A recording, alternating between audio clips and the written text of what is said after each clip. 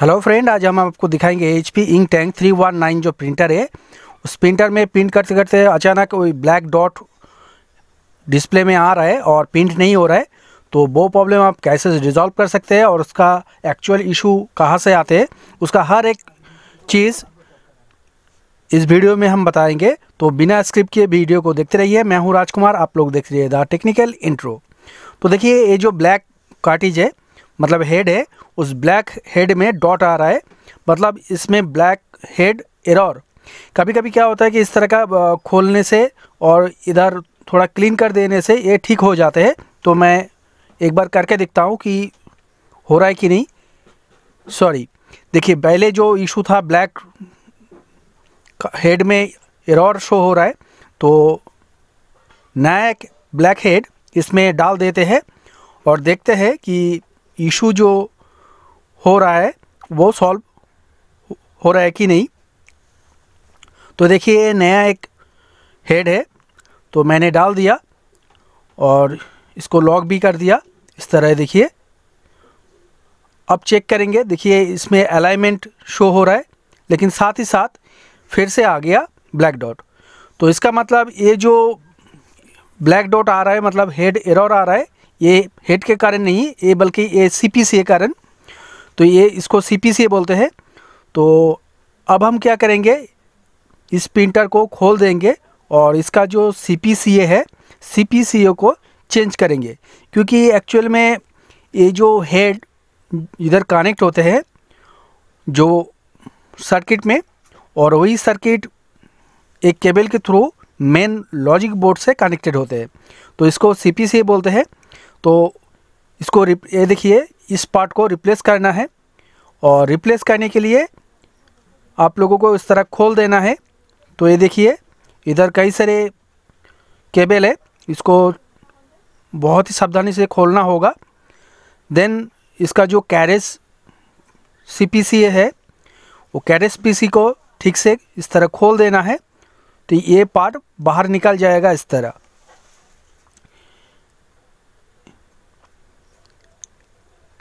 तो देखिए, ये कैरेज यूनिट मैंने अलग कर दिया प्रिंटर से। अब इनकोडर स्ट्रिप जो है उसको भी खोल देते हैं इस तरह। अब इस वाइट पॉइंट को इधर पुश करने से ऊपर का ये पार्ट खुल जाएगा। तो ये देखिए, इधर एक केबल और उसमें एक प्लास्टिक के अंदर ये लॉक रहते हैं। तो इसको इस तरह खोल दिया मैंने। सेकेंड ऑप्शन है सामने वाला, ये लंबा वाला जो पार्ट है इसको निकालना है, और ये स्क्रू को निकाल देना है। और इधर 6 लॉक रहते हैं, वो पुश लॉक सिर्फ इस तरह खोल देना है और कुछ नहीं है। और जब आप लोग इसको चेंज करेंगे तो ख्याल रखें कि ये ओरिजिनल हो, क्योंकि मार्केट पे रिफर्बिश ज़्यादा मिलता है या डुप्लीकेट मिल जाते हैं। तो ये प्राइस ज़्यादा नहीं है, तो सबसे बेटर है ओरिजिनल प्रोडक्ट यूज़ करना। ये ओरिजिनल प्रोडक्ट है।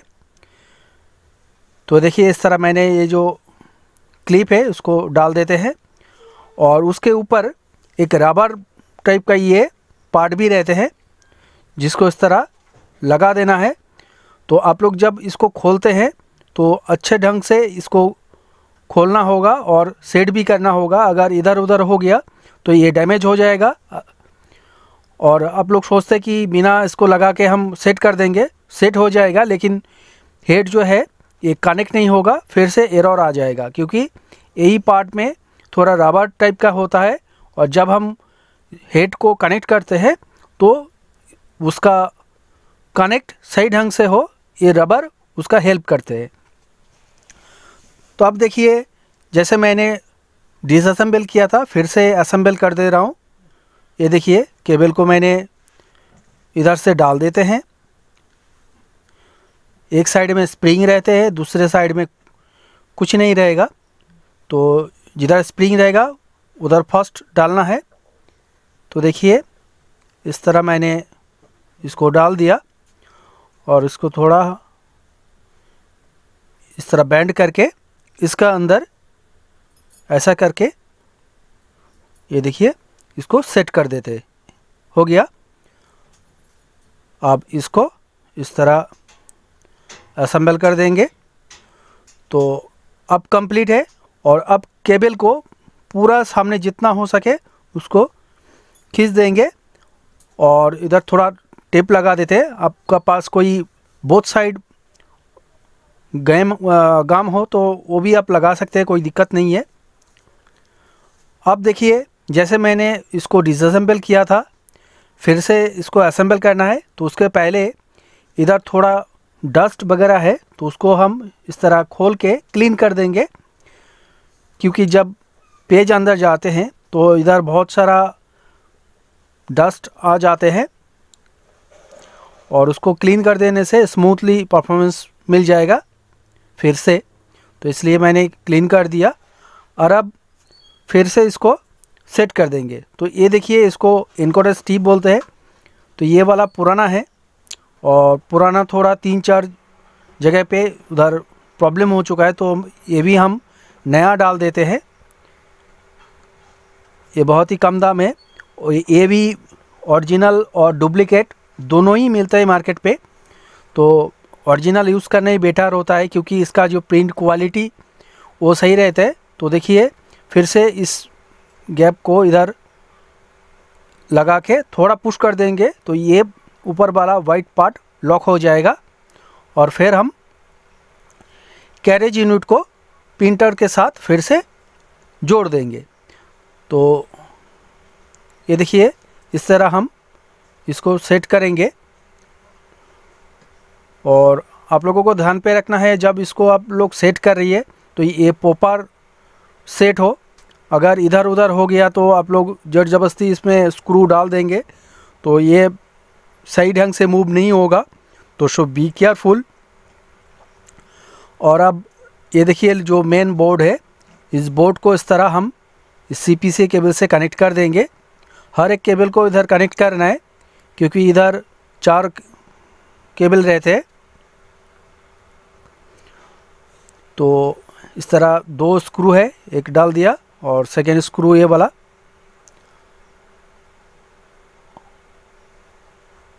देखिए अब एक एक करके हर एक कनेक्टर को इसमें जोड़ देते हैं।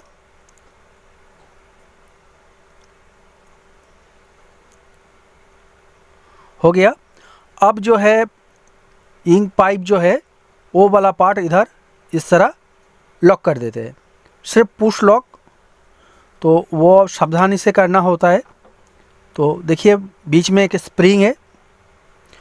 और अब ये देखिए इसको पंपर बोलते हैं, क्योंकि इधर पाइप में देखिए बहुत सारा एयर आ चुका है और अगर इस एयर को हम क्लियर नहीं करेंगे तो हेड तक इंक नहीं पहुंचेगा और पहुंचेगा भी तो वो देरी हो सकते हैं। सो इसमें हम क्या करेंगे, ये जो पंपर है इसको हम सेट कर देने से कुछ ही सेकंड से ये एयर जो है हर एक एयर बाहर निकल जाएगा और इंक आ जाएगा हेड तक।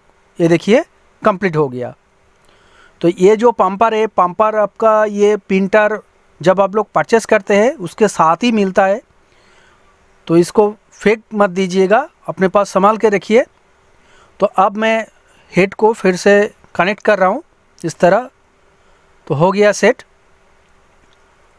और अब बारी है स्कैनर यूनिट को कनेक्ट करना। तो मैंने स्कैनर केबल को कनेक्ट कर दिया। अब पैनल बोर्ड हो चुका है रेडी। और अब ऑन करके चेक करेंगे कि पहले जो डिस्प्ले में विदिन 1 मिनट के अंदर एक ब्लैक डॉट आ रहा था और प्रिंट नहीं हो रहा था, मतलब 0 उसमें उल्टा आए और ब्लैक जो हेड है उसके आइकन के ऊपर एक ब्लैक डॉट बार बार ब्लिंक हो रहा था। तो देखिए अभी पावर बटन ऑन हो चुका है और डिस्प्ले में 0 शो कर रही है। तो अभी तक तो आया नहीं है एरर।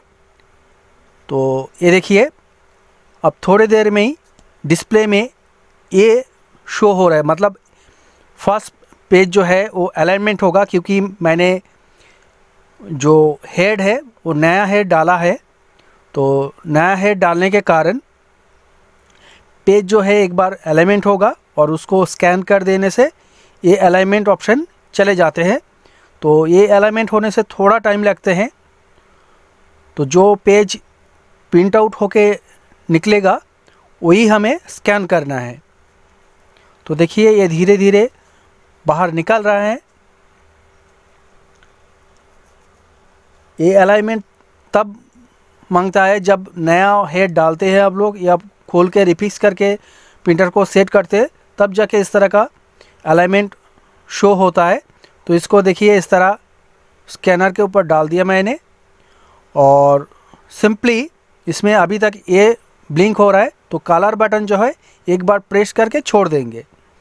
तो थोड़ा टाइम लगेगा क्योंकि स्कैनर जो है वो पूरा पेज को कंप्लीट कर देने तक ये मूव करेगा। तो अब देखिए डिस्प्ले में 0 शो हो रहा है। तो अब हम एक कॉपी करके देखेंगे कि पहले जो कॉपी नहीं हो रहा था, एरर आ रहा था, वो प्रॉब्लम फिर से आ रहा है कि नहीं। फ़िलहाल देखिए प्रिंटर जो है स्टेबल हो चुका है और रेडी टू प्रिंट। तो देखिए मैंने एक ब्लैक पेज कॉपी कर रहा हूँ। फर्स्ट टाइम क्या हो रहा था, उसमें ब्लैक डॉट आ रहा था, लेकिन अब सही प्रिंट हो रहा है, मतलब जो इशू था वो इशू रिज़ॉल्व हो चुका है। तो दोस्तों आप लोग भी इतना इस तरह का प्रॉब्लम फेस कर रही है और हेड चेंज कर रही है, लेकिन फिर भी सेम एरर आ रहा है, तो आप लोग जो प्रिंटर को जो CPCA है वो चेंज कर दीजिए। आपका जो इशू है 100% सॉल्व हो जाएगा। ये देखिए मैंने कलर पेज भी कॉपी कर रहा हूँ, वो भी सही ढंग से हो रहा है। मतलब जो इशू था, मतलब जो एरर आ रहा था, वो एरर अब नहीं आ रहा है, प्रिंटर सही हो चुका है। तो उम्मीद करते हैं वीडियो आपको अच्छे लगे तो मेरे चैनल को जरूर सब्सक्राइब करें, लाइक करें, शेयर करें। आज इतना ही। जय हिंद, नमस्कार।